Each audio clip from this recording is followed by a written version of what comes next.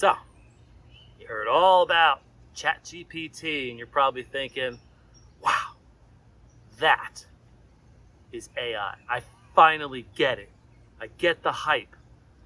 And where's IBM, right? They probably look like some stodgy old typewriter company, right? No, don't worry about it. IBM is still at the cutting edge, the forefront of artificial intelligence technology.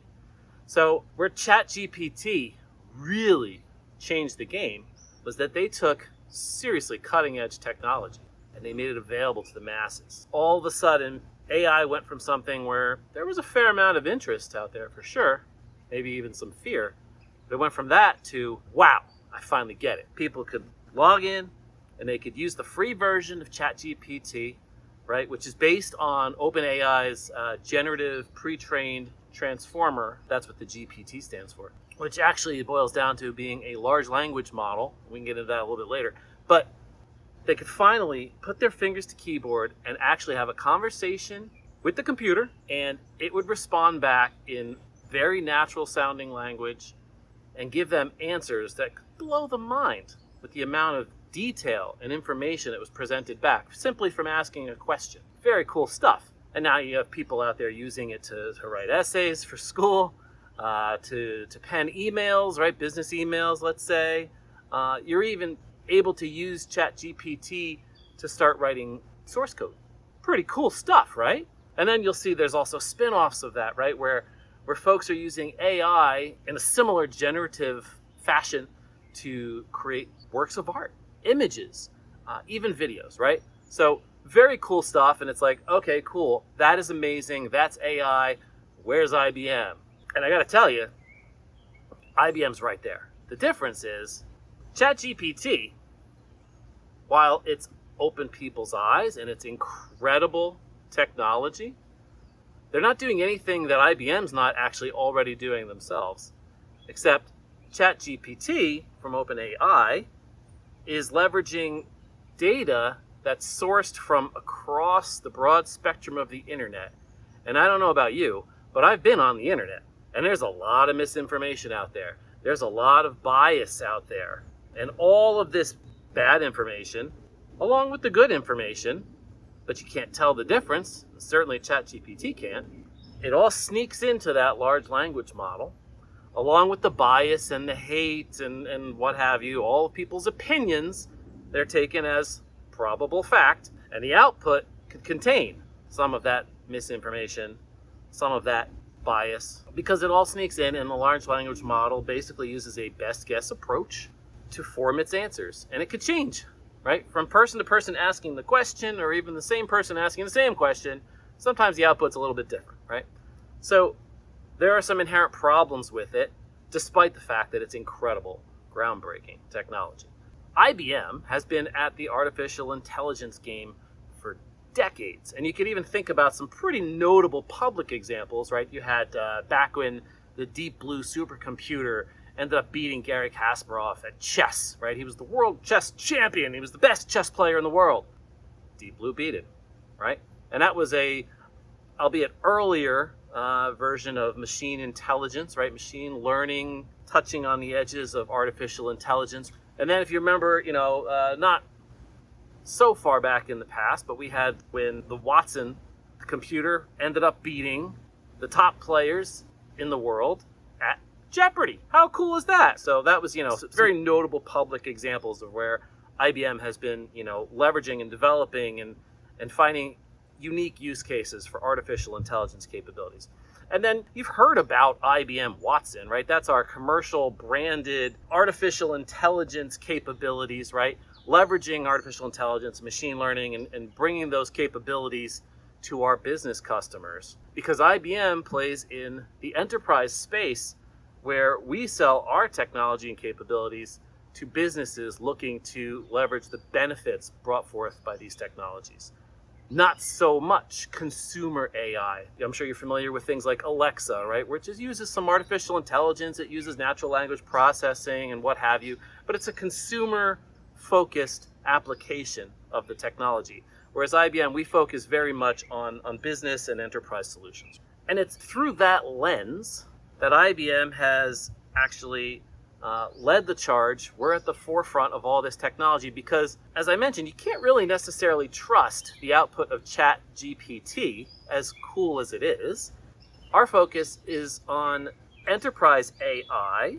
So first and foremost, we want to bring trustworthiness to that artificial intelligence that we bring to the market. You want to be able to trust the output from your artificial intelligence, no matter what the use case is. So rather than scouring the internet for data that we bring into our large language model, as ChatGPT does, our focus is on, you want to take trusted data sources that have been vetted as opposed to completely open data that's not been vetted. And you want to be able to take the results from this artificial intelligence and actually turn it around and derive business value from it. So where ChatGPT is basically going to give you outputs in very natural language, in text form, that doesn't necessarily translate into dollars from a business point of view, where our technology, we're absolutely laser focused on that. Why else would you purchase the technology from IBM unless, as a business, you're going to derive some value from it?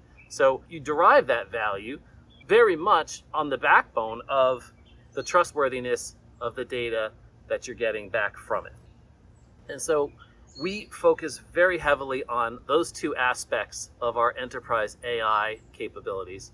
And then, of course, a final follow-up to that is, you need to be able to take these artificial intelligence outputs and infuse them into your business process. So we focus very much on working with your use cases in your business model, and maybe you're bringing some transformative, world-changing technology to the world, right? So we want to help you on that journey to actually take that artificial intelligence capability and infuse it into your business processes.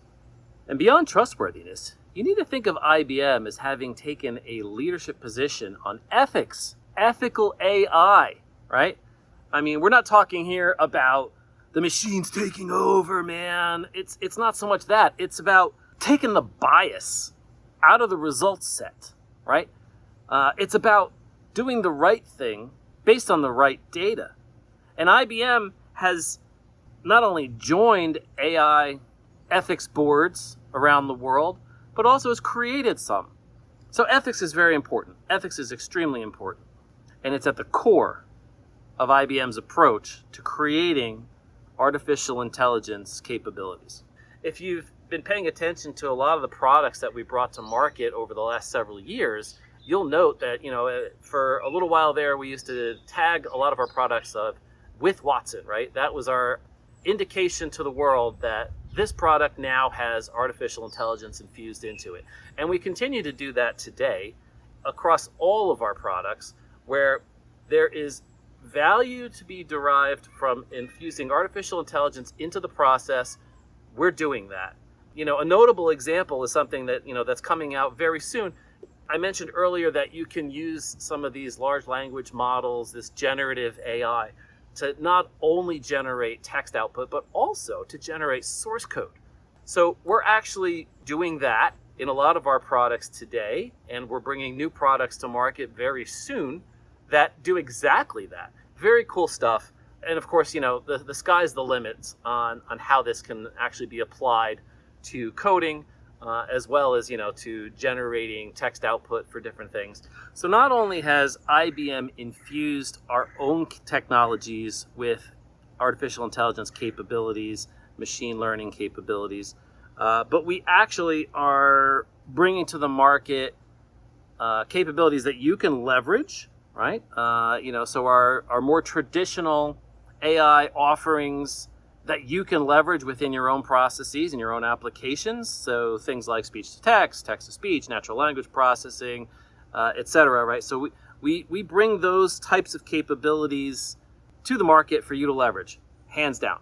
And as I mentioned earlier, right, we infuse a lot of capabilities within our own offerings, but also I mentioned large language models, I mentioned foundational models, right? So we are also now introducing a new platform designed specifically to bring AI capabilities, but also all of that trustworthiness and ethics concerns to bear. And we're calling this new platform Watson X. And Watson X can be consumed in three ways, if you will, depending on the capabilities that you, as a customer of IBM, require. So we have a capability that's focused specifically on the AI itself.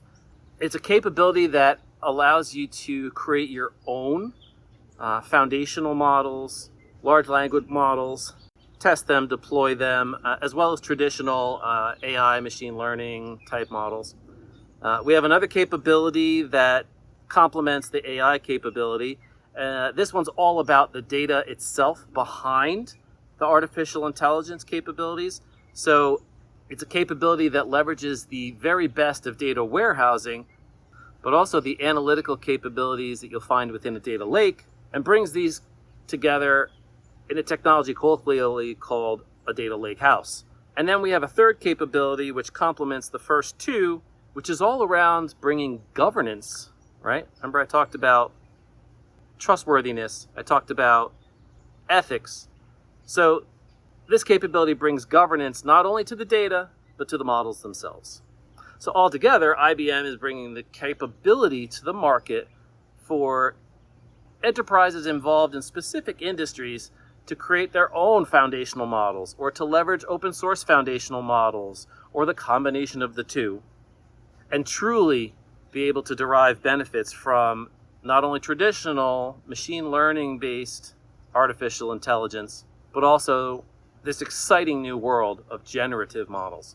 I'd love to show you more about Watson X.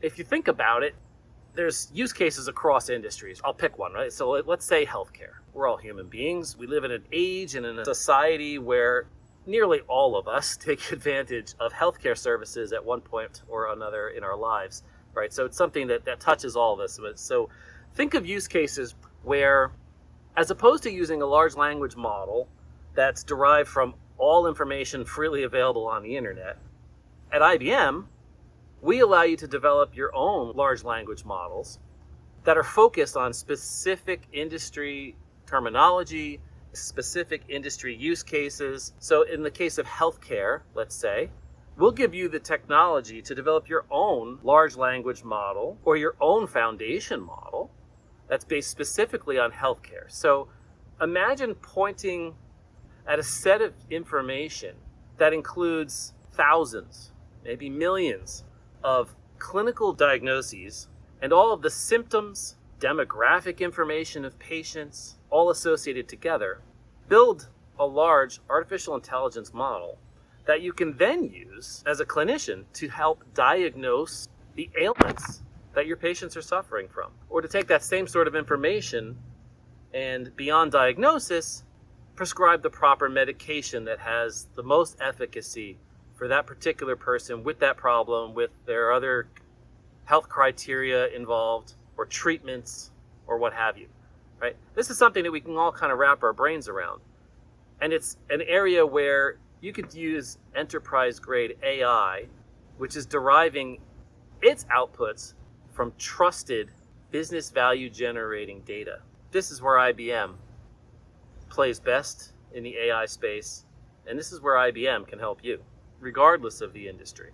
So if this sounds interesting to you, and you can clearly get a grasp of the value that IBM is bringing to bear here in the space of artificial intelligence, beyond traditional machine learning algorithms, I invite you to schedule some time with me. We could discuss your particular use cases. I can point you to some additional information from experts in the field who know more about this than even I do, and we can enjoy creating a vision for the future together.